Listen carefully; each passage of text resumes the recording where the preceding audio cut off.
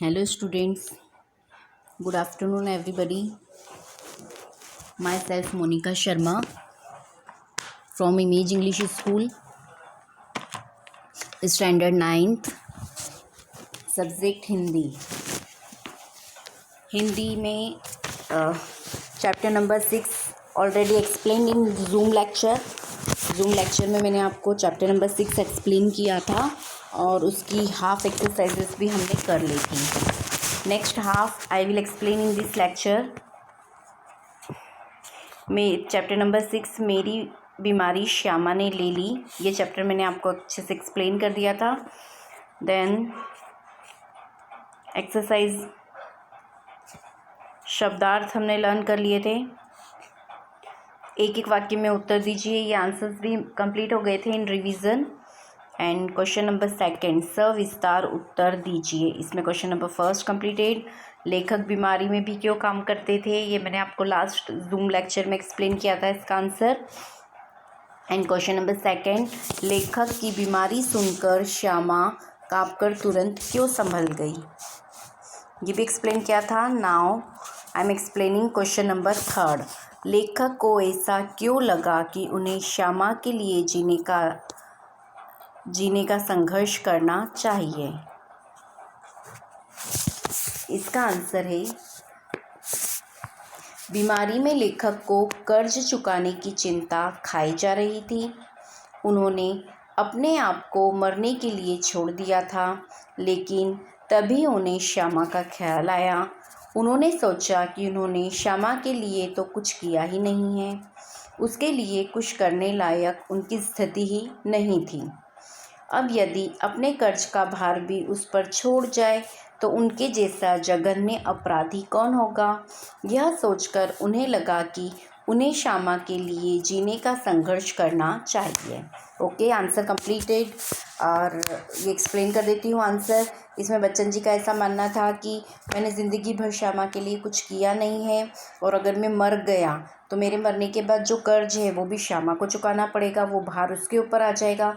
मतलब मैं उसके लिए कुछ कर तो नहीं सका बल्कि उसके लिए भार और छोड़ के जाऊंगा, तो मेरा जीवन तो क्या हो गया कि मतलब मेरे जैसा तो कोई जघन्य अपराधी कोई होगा ही नहीं।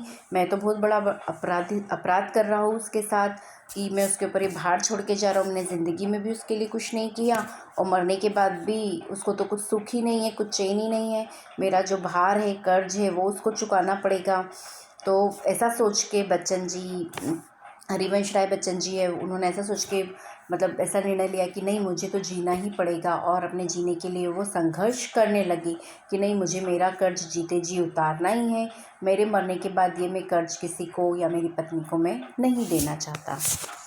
Now question number 4 Bachchan ji की पारिवारिक आर्थिक विपन्नता के बारे में अपने विचार प्रकट कीजिए। आंसर है पत्नी श्यामा के साथ हरिवंश राय बच्चन जी का जीवन अत्यंत संघर्षमय रहा। अत्यंत संघर्षमय रहा मतलब दोनों ने जीवन भर संघर्ष ही किया। आय के ठोस साधनों में से वे वंचित थे। वे स्कूल में पढ़ाते थे, ट्यूशन करते थे, अपनी किताबों से भी कुछ पैसे मिल जाते थे, फिर भी खर्च पूरा नहीं हो पाता था। छोटे भाई शालिग्राम का वेतन बहुत कम था। वेतन मतलब सैलरी, उनका वेतन बहुत कम था। बच्चन जी की बीमारी के बाद तो स्थिति और भी चिंताजनक हो गई। महंगी दवाई खरीदना मुश्किल हो गया। पिता ने घर बेचकर पुत्र का इलाज कराने की बात की। सही समय पर इलाज न मिलने पर श्यामा की मृत्यु हुई। इस प्रकार बच्चन जी की पारिवारिक आर्थिक विपन्नता का दारुण रूप इस संस्मरण में व्यक्त हुआ। है ना, उनके पास उनकी आर्थिक स्थिति अच्छी नहीं थी। आर्थिक स्थिति मीन्स फाइनेंशियल प्रॉब्लम, पैसों से उनकी आर्थिक स्थिति अच्छी नहीं थी। वे ट्यूशन पढ़ाते थे, स्कूल जाते थे और कुछ किताबें मतलब जो उनकी बुक्स थी वो बेचकर काम चलाते थे। फिर भी उससे इतना पैसे नहीं आते थे, इतने पैसे वो नहीं कमा पाते थे कि घर खर्च चल जाए। और जो उनके छोटे ब्रदर थे, छोटे भाई थे शालिग्राम जी, उनका भी वेतन, उनकी सैलरी भी बहुत कम थी और मतलब ये बीमार हो गई तो बीमारी का इलाज भी नहीं करा सके और उसी में उनकी वाइफ की भी डेथ हो गई। उनकी बीमारी का इलाज नहीं हुआ इसलिए उनकी मृत्यु हो गई। इस तरह से मतलब बच्चन जी की पारिवारिक आर्थिक विपन्नता का दारुण रूप इस संस्मरण में व्यक्त हुआ है। ओके, नाउ क्वेश्चन नंबर 3, नीचे दिए गए वाक्यों का भावार्थ समझाइए। पहला है, बीमारी अमीरों की हरमजदगी है, गरीबों को उसे अपने पीछे न लगाना चाहिए, है ना। क्योंकि जो अमीर लोग अगर बीमार पड़ते हैं तो उनका तो ट्रीटमेंट हो जाता है अच्छे से अच्छा, महंगे से महंगा, है ना। वो लोग अपना ट्रीटमेंट कैसे भी कर लेते हैं। पर जो गरीब लोग होते हैं, अगर वो बीमार पड़ जाते हैं तो उनको ट्रीटमेंट बहुत भारी पड़ता है। क्योंकि गरीब लोगों के लिए तो रोज़ की मजदूरी के से कमाए हुए पैसे ही कम पड़ जाते हैं। तो वो अगर उनकी तबीयत ख़राब हो जाएगी तो अपनी बीमारी पे वो पैसा कहाँ से लगाएंगे। इसलिए ये ऐसा है, कहा गया है कि बीमारी अमीरों की हरमजदगी है, गरीबों को इससे अपने पीछे ना लगाना चाहिए। मतलब गरीब लोगों को बीमार होना ही नहीं चाहिए। अगर वो बीमार हो जाएंगे तो उनकी जो रोजी रोटी है, रोज़ के पैसे जो कमाते हैं वो भी नहीं कमा पाएंगे, और उनका बीमारी के लिए पैसा लगाने के लिए पैसा भी नहीं होता है।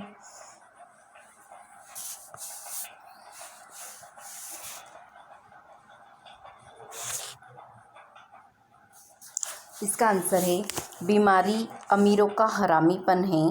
वे बीमारी में काम न करने का बहाना बना लेते हैं।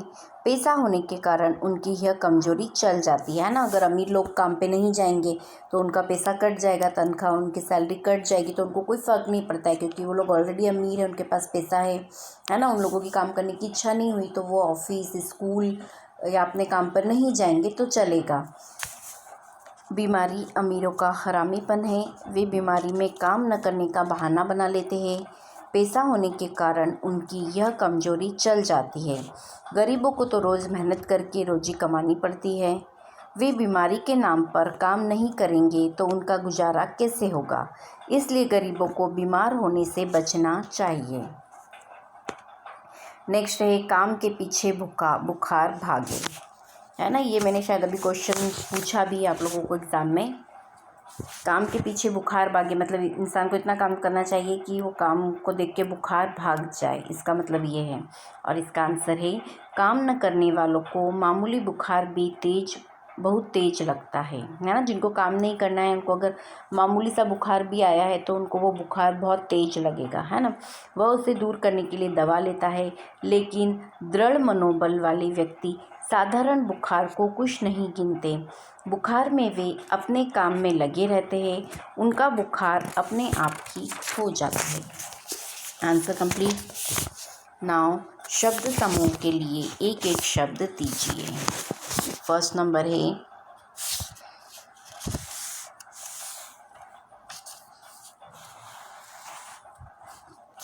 जहाँ शरण लिया जा सके, है ना। जहाँ शरण लिया जा सके वो स्थान, उस स्थल को क्या कहते हैं, शरण स्थल। एक एक शब्द, जहाँ शरण लिया जा सके वह आंसर होगा शरण स्थल। सेकेंड है, 100 बरस जीने का आशीर्वाद, तो उसका आंसर होगा शतायु भव। शतायु मीन्स 100 साल, है ना। भव मतलब जियो, रहो। शतायु भव, 100 बरस जीने का आशीर्वाद को कहते हैं शतायु भव। थर्ड नंबर है, शुभ मार्ग पर चलने का आशीर्वाद, उसका आंसर है स्वस्ति पंथा। स्वस्ति पंथा, पंथ मीन्स मार्ग, राह, और स्वस्ति मीन्स शुभ। तो शुभ मार्ग पर चलने का आशीर्वाद किसी को देते हैं तो क्या कहते हैं, स्वस्ति पंथा। स्वस्ति पंथा मीन्स शुभ मार्ग पर चलने का आशीर्वाद। नेक्स्ट है विरोधी शब्द। पहला है चिकना, तो चिकना का विरोधी शब्द होगा खुरदरा। फिर सेकंड है मधु, मधु का होगा कटु। मधु मतलब मीठा और कटु मतलब कड़वा। नेक्स्ट है कलश, कलश नहीं है ये क्लेश है। क्लेश है ना, क्लेश मीन्स जो टेंशन होता है, क्लेश, कलेश, क्लेश है ना, वो वाला कलेश है। या तो कलेश लिख लीजिए या क्लेश। क्लेश का होगा शांति, क्लेश का विरोधी शब्द होगा शांति। नेक्स्ट है विमुक्त, विमुक्त का होगा विरोधी शब्द बद्ध, विमुक्त का विरोधी शब्द बद्ध। ओके, चलिए, now this chapter is completed and all exercise is also completed. You have to learn this chapter. योग्यता विस्तार। विद्यार्थी प्रवृत्ति। बीमारी का इलाज करते बच्चन का शब्द चित्र प्रस्तुत कीजिए। फिर शिक्षक प्रवृत्ति में है हरिवंश राय बच्चन की प्रख्यात रचना मधुशाला का कैसेट बच्चों को सुनाइए। तो ये मधुशाला का ये हरिवंश राय बच्चन जी की प्रख्यात रचना है। ये आप यूट्यूब पे सर्च करके सुन सकते हैं, देख सकते हैं। और वैसे भी हरिवंश राय बच्चन जी की जो कहानी, रचनाएं, कविताएं जो होती है वो काफ़ी प्रेरणादायक होती है। उनकी कविताओं से, कहानियों से हमको बहुत कुछ सीखने को मिलता है, जो कि हमें आगे जीवन में बहुत काम आता है। This is the practical life. And जो भी प्रॉब्लम आती है उस प्रॉब्लम को कैसे सॉल्व करना है, कैसे जीना है, कौन सी प्रॉब्लम का सॉल्यूशन कैसे लाना है, किस तरह रिएक्ट करना है, ये सब इनकी कहानियों में और रचनाओं में और कविताओं में आपको देखने को और सुनने को मिलेगा। हरिवंश राय बच्चन की आत्मकथा का एक अंश कैसेट द्वारा सुनाइए। ये आप यूट्यूब पे सर्च करेंगे हरिवंश राय बच्चन जी की कविताएं, कहानियाँ, है ना, प्रेरणादायक कहानियाँ, रचनाएं, तो सब आ जाएगी। एक एक करके आपको जब भी टाइम मिले तो आप इनकी कहानियाँ सुनना। ओके, चलिए। नाउ नेक्स्ट है चैप्टर नंबर 7, सूरदास के पद। सूरदास के पद में आपको चैप्टर थोड़ा सा एक्सप्लेन कर देती हूँ इन शॉर्ट। सूरदास के पद के ऑथर है सूरदास जी खुद, और इन्होंने अपने पद लिखे हैं। और सूरदास जी का जन्म 1478 ईस्वी में हुआ और इनका निधन, इनकी मृत्यु 1573 ईस्वी में हुई। महाकवि सूरदास जी का जन्म कुछ लोगों के मतानुसार दिल्ली के पास सीही नामक गांव में हुआ था। कई लोगों का मानना है कि इनका जन्म मथुरा के पास रुकना या रेणुका क्षेत्र में हुआ था। इनका जन्मांध होना भी विवादास्पद है। वल्लभाचार्य इनके गुरु थे। इनकी प्रेरणा से वे श्रीनाथ जी मंदिर में कृष्ण की लीलाओं से संबंधित पदों की रचना करते थे। ये कृष्ण के अनन्य भक्त थे। सूरदास जी कौन थे?